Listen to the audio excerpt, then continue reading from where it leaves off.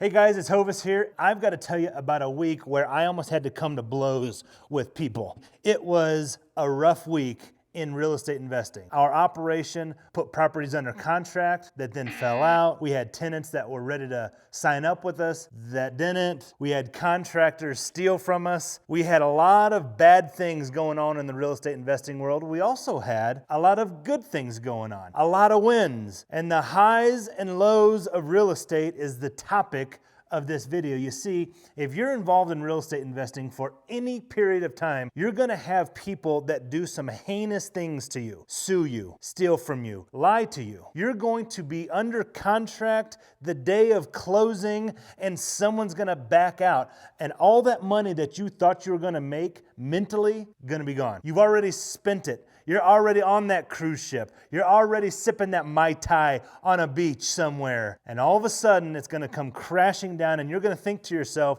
why in the world am I in this business? I just keep getting beat up. Well, I'm here to help you go through those ups and downs, give you some practical steps that'll help you get through some of those difficult times. And we all have those difficult times. But they don't tell you that on the Guru podcast, do they? They don't tell you all the bad things that happen when they're trying to sell you a course or coaching. What they do tell you about is all the highs. And there are highs. You can make a lot of money investing in real estate. You can buy a property for $77,000 years later, sell it for over $350,000. You can do a fix and flip and make $192,000. You can do all of those kind of things, but not without your lumps. So let me explain what happened this week. We had a property in San Antonio. We had lent money out to this person. They stopped paying for 6, 7, 8 months. And my partner on the deal was very gracious, very nice, whatever. I said, hey, you either need to pay and stay or leave.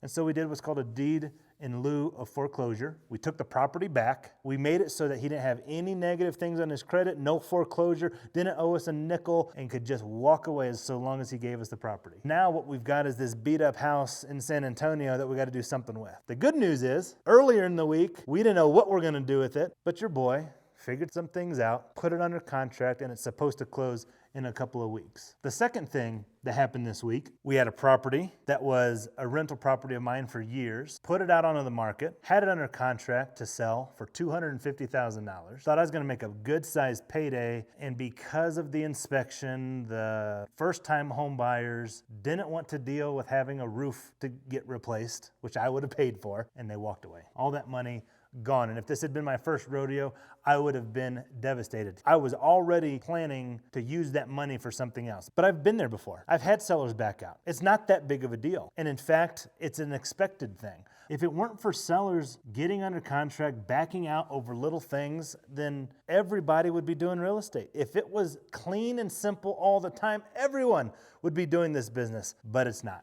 The third thing that happened this week, ice storm in Memphis, trees falling on properties. We had furnaces going out like you wouldn't believe, writing $3,000 checks left and right to make sure that we've got new furnaces in there. Of course, it's always the filter. And so, man, it's just getting beat up again. We had tenants who didn't pay. We had to figure out a way to get them to pay or leave. Now, luckily, we've got really good techniques, and generally we have tenants that pay. Usually it has to do with job loss or something like that. We really select good tenants. That'll help you out. We acquired a property where the tenants just beat the crap out of this house on their way out. Now we're fixing it up. The good news is we account for that. We add that into our budget. You see, if it weren't for bad tenants, everybody would be a landlord. If you always collected rent on time, if they never had any issues, if they changed their furnace filter, if they did all of the things that make it so that there's no problems, everyone would want to be a landlord. But not everybody does. Why? Because it's work. It's not easy. You get headaches. You get beat up a little bit. But the good news is, as long as you have the right system and the right mentality and the right perspective, you're going to be okay. You're going to make a lot of money. We also had a contractor this week who gave us a bid for some flooring, some miscommunication along the way, and when it came time to install that flooring, he came up with a $2,500 bill on top of his original estimate. You want to talk about some difficult situations, having your budget get increased by over 10%, that's one that makes it very difficult. But If it weren't for bad contractors, if it weren't for contractors not doing what they say they're gonna do, if it weren't for contractors who run off with your money and don't take care of you, if they always told the truth, if they never went over budget, if they never had any issues, if they always showed up, I would be out of business. So because of the bad contractors, I can stay in business and get properties at discounts because other people don't want to deal with the mess. Now we have systems and processes in place to make sure that these kind of things are accounted for and we stay under our budget. And guess what? Instead of doing vinyl plank, we decided to do carpet in some areas. Instead of going with a furnace and an air conditioner, we decided to go with a combo pack. Because of my system, we're able to make sure that we don't go over budget no matter what. So to recap, the highs are gonna come, the lows are gonna come. You've gotta stay even keel. And how do you do that? Realize that if it weren't for big problems, you wouldn't have big profit. What I mean is bad contractors, bad tenants, bad buyers, bad sellers, people being shady with you is part of this business and it's where the profit is made. If everybody always did what they said they're gonna do and there was no problem and the rehab went smoothly and went under budget and tenants paid on time and you didn't have to worry about them and they took care of the house, real estate investing would be such an attractive thing that everybody would do it and therefore my competition would make it so that I couldn't get deals. So that's the mentality you need to have to maintain that even keel related to real estate investing. It's not just the lows you got to worry about, it's also the highs. So you can get too high. You've got to keep your motivation up. You got to keep your enthusiasm up. That's true. But if you let your highs go too high, if you think you sold that deal and you're going to make a ton of money and you're living on cloud nine and everything falls apart, how are you going to handle that? You see, what I care about is the little man inside. I care about your ego. I care about you in this game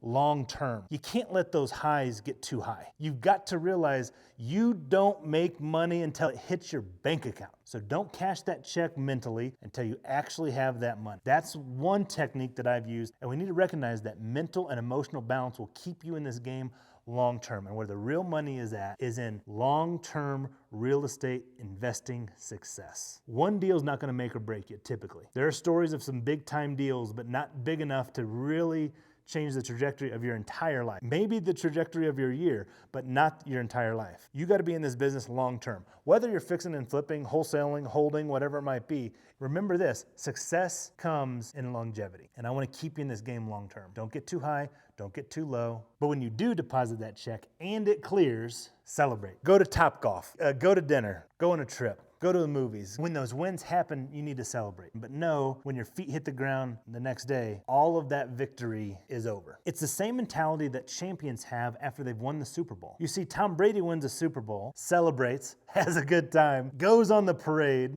but once it's over, his mentality is back to work. Highs are high, lows are low. Maintain that balance. Just know if it weren't for bad contractors and bad tenants, you'd be out of business. Also know not to celebrate until the check clears, and then have a good time.